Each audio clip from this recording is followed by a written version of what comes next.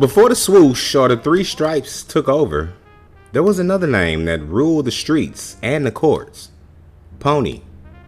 Born in New York City, worn by legends, and fueled by basketball and hip-hop culture, Pony at one point looked like they really could give Nike, Adidas, and Converse a run for their money. Once one of the biggest names in sports, Pony sneakers were worn by NBA legends, NFL stars, boxers, and even hip-hop icons.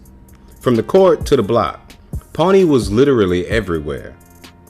But after hitting massive highs in the 70s and 80s, the brand suddenly disappeared from the mainstream. What happened? How did an all-American sneaker powerhouse suddenly fall into cultural obscurity? Well, let's find out. I'm Nate the Great from TakeFlight214.com, and this is the rise and fall of Pony sneakers, the brand that time forgot. But before we get started, if you enjoy videos on pop culture and fashion history, then please consider hitting that like button for us. Liking, sharing, and commenting on these videos is the best way to help us continue to grow. But now that we got that all out of the way, let's dive in. The story starts in 1972, in the heart of New York City, a time when basketball, street culture, and style were just beginning to merge. The brand was founded by Roberto Moeller, a former Adidas executive with backing from Pentland Group. Moeller had one mission: create a sneaker brand that was truly for New Yorkers, by New Yorkers. The name Pony was actually short for Product of New York. And it wasn't just branding, it was actually a statement. The funny thing is, I had no idea that that's what the name meant or where it originated from before researching this video.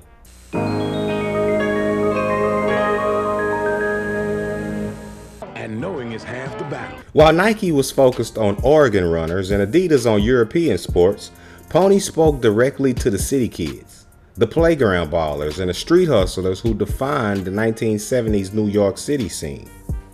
The designs were clean, durable, and instantly recognizable thanks to the iconic chevron logo.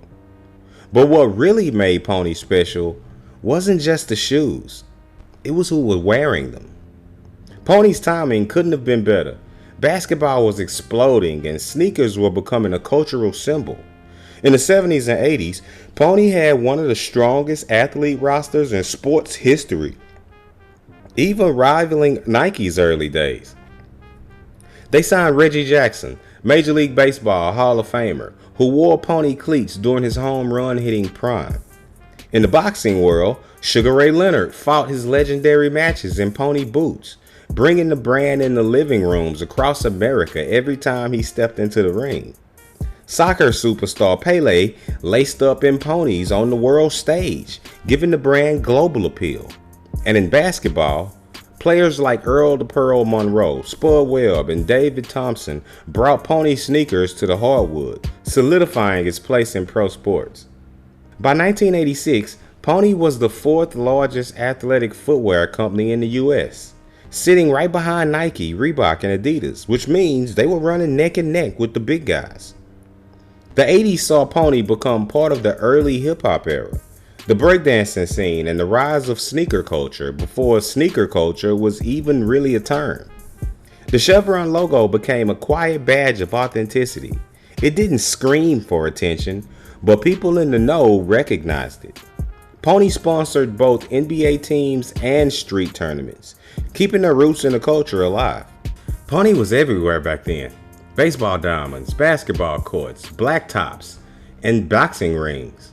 And unlike some brands, these were athletes who genuinely performed in the shoes, not just modeled for them in ads.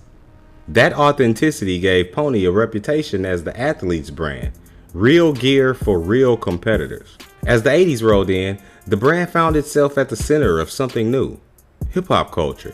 In New York, rappers and DJs started rocking Ponies not because of endorsement deals, but because they were a part of the city.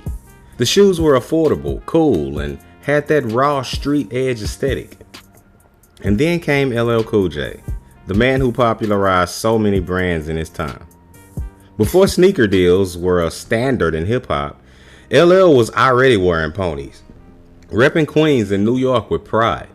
He embodied what the brand stood for: athletic performance meets street confidence. Soon, pony sneakers were a staple in the music videos, street fashion, and youth culture, especially on the East Coast. For a moment, it looked like pony had cracked the code. Sports plus street equals success, which we would later find out to actually be true, but perhaps pony was a bit ahead of its time. The late 80s brought a new era of sneaker competition, one that pony wasn't really ready for. Nike had launched Air technology in the Air Jordan line, changing the game forever. Reebok dominated with aerobics and lifestyle sneakers, and Adidas stayed strong with Run DMC's cosigns and global reach. Meanwhile, pony's designs started to feel a bit dated. They lacked the innovation, the marketing muscle, and the star power that brands like Nike were using to build global empires. As the sneaker wars heated up, pony's parent company struggled financially. Terrible timing, I might add. Ownership changed hands multiple times, from Pentland to Henson Group and later to a string of private investors, none of which seemed to be able to revive the brand. Each new owner had a different vision, and without a clear direction, pony slowly lost its identity. By the early 90s, the brand that once stood shoulder to shoulder with giants had nearly vanished from shelves altogether. In the 2000s, nostalgia did try to bring the brand back into conversations. Streetwear was booming and retro sneakers were in demand. Pony made a few comeback attempts, teaming up with New York creatives and launching collaborations with artists like Joey Baseman, Russell Simmons, and even doing limited edition drops with Supreme and Pata. These collabs reminded people where the brand came from. Product of New York, the OG street sneaker. But the market had changed. By then, sneaker culture was dominated by Nike's Jordan brand, Adidas Yeezys, and limited edition hype releases. Pony was never able to really regain a foothold again. Pony's revivals gained attention from old school fans and collectors, but they never quite broke through into the mainstream or regained their previous prominence. The magic of the 70s and 80s, when pony was on the feet of just about every athlete and rapper, couldn't be replicated. So, what's pony's legacy today? It's a story of a brand that was ahead of its time, in my opinion. A New York original that helped shape both sports and streetwear culture. Pony showed that sneaker culture didn't just come from big ad campaigns or billion-dollar marketing budgets. It came from the streets, the playgrounds, and people who lived the lifestyle. It may not sit at the table with Nike or Adidas today, but its DNA runs through every sneaker brand that claims New York street authenticity.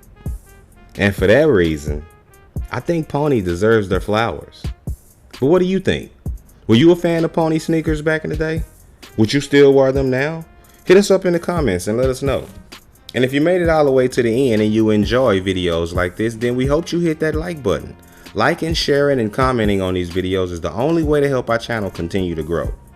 Also, if you want to be updated each time we drop a new episode, then don't forget to hit the subscribe button and then the notification bell. That way you can be dinged when each new video is released. With all that being said, I'm Nate the Great from TakeFlight214.com signing out. Until next time, peace.